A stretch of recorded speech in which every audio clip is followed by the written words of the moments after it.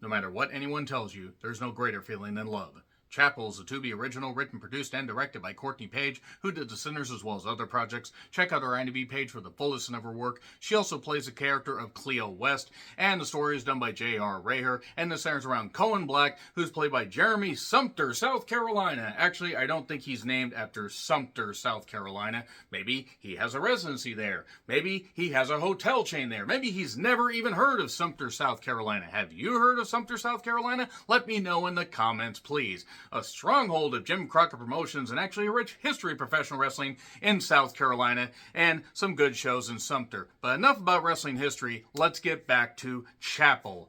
There are shots of an actual chapel, so as far as accuracy, the title goes pretty far.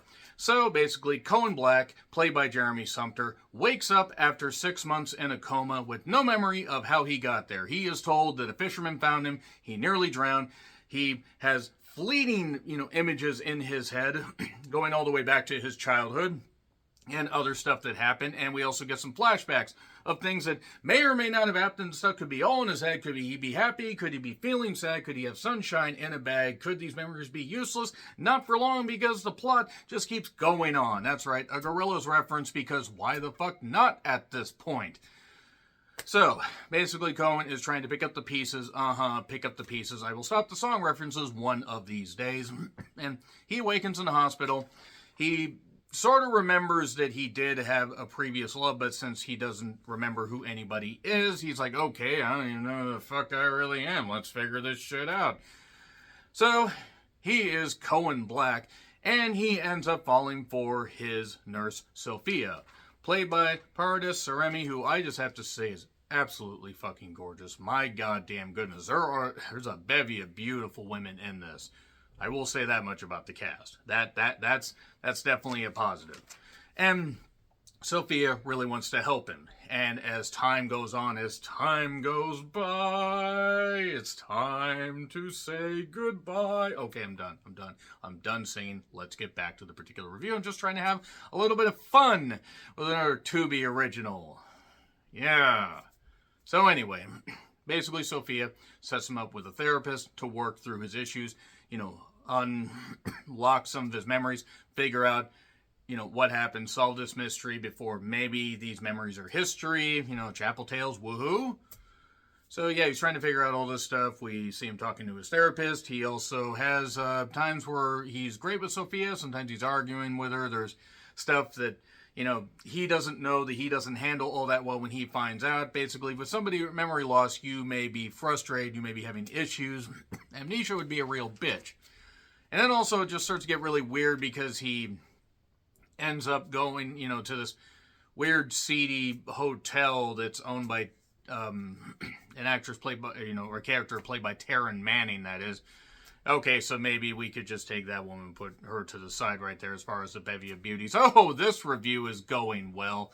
Taryn Manning, by the way, her most famous role was probably in Crossroads. Remember the Britney Spears movie? Ever since then, she's been in a lot of stuff. Like, They Turned Us Into Killers. She was in that. That was a movie. So, yeah, Chapel. Basically, it's just Cohen trying to work through his memories. And also, there's a serial killer on the loose. It's committing murders. And these bodies keep popping up, at various parts of, rivers and everything. What the hell's actually going on? Naturally, he would be the only suspect. And he is really trying to figure out what's going on. If you can't figure out where this story is going, I don't really know what I can do to help you. It's also filmed in Utah. That's why it felt bleak and depressing. I've never actually been to Utah, but I've talked to enough people to say, yeah, it's really not exactly the best state to go to. That being said, if you enjoy Utah, good for you.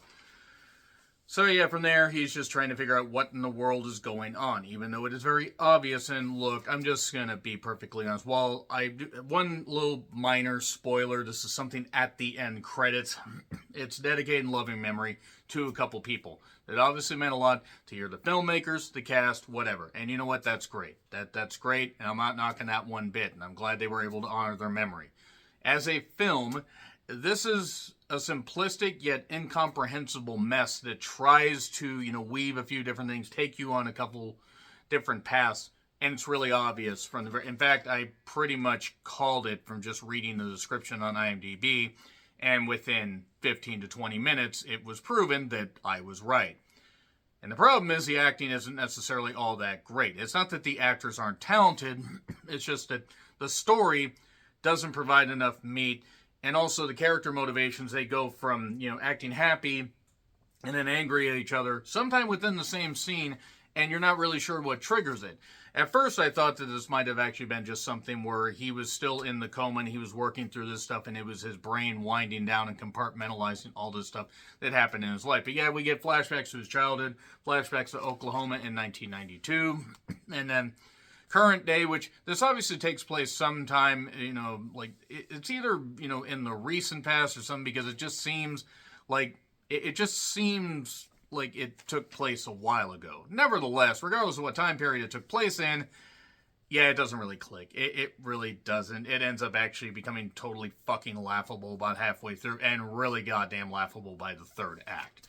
So I'm going to get into spoilers. It's on Tubi if you want to check it out. Tubi is an ad-based streaming service, but it's free. You can check out a bunch of stuff like this, and maybe you'll get something out of it. But this did not work. This did not work. It was a neat little idea, and I'm not saying that the filmmakers and the cast shouldn't go on to be able to do bigger and better things. This was pretty much a total misfire to me. Anyway, 3, 2, 1, spoilers. So, yeah, Cohen Black's the killer, just in case you couldn't figure that out. There's another character, 10 o'clock Jack, who's played by Lachlan Manro, who was the deputy in Freddy vs. Jason. He was also the dad in Totally Killer. He's been in a lot of stuff. A meat-based face, as MST3K or Riff Tracks would say. And the thing about this is it just bounces from location to location, and you think that, okay, it's obviously Cohen has a dissociative personality disorder. That's pretty much what it is, because 10 o'clock Jack actually doesn't fucking exist. He is somebody created in his head, because we see the childhood flashbacks, and some lady is inviting Ethan into the chapel after playing catch with somebody, seemingly his friend Patrick, and this lady also ends up, I believe, playing the therapist, if I'm right. If not, the actresses look similar enough for rock and roll. It turns out that Cohen is Ethan, and Ethan has been committing all these murders. Why? Because why not? I mean, they try to kind of explain it, but they throw all this shit in at the end. I do have to goddamn say, though, there is one, the character of Amanda, Emily Ashby, my God, she is beautiful. Absolutely beautiful. And she's a fiery redhead in this, and again, there are neat ideas here, and there's no cohesion at all. This movie just unravels really quickly. We get flashbacks to 1992, where, Ethan Cohen, I get it, wasn't creative. If you don't get that, then you don't know film. Something happened in the chapel. Maybe he was abused by the priest there. Maybe he was abused by a funny uncle. Who goddamn knows? They don't really imply what's going on. Or the woman did it. They don't ever actually... Thank God they didn't really show anything. But what's kind of hilarious is the 10 o'clock Jack guy's all in his head. Just all in his head. It's somebody they made up. Sophia's dad, she never talks about him. He was in jail for life. You might have thought that he might have actually gotten out and been committing the murders, but no, we couldn't do that. Again, totally inconsistent. Characters' motivations go like crazy. At one point, the two main characters want to have a baby, and then they don't.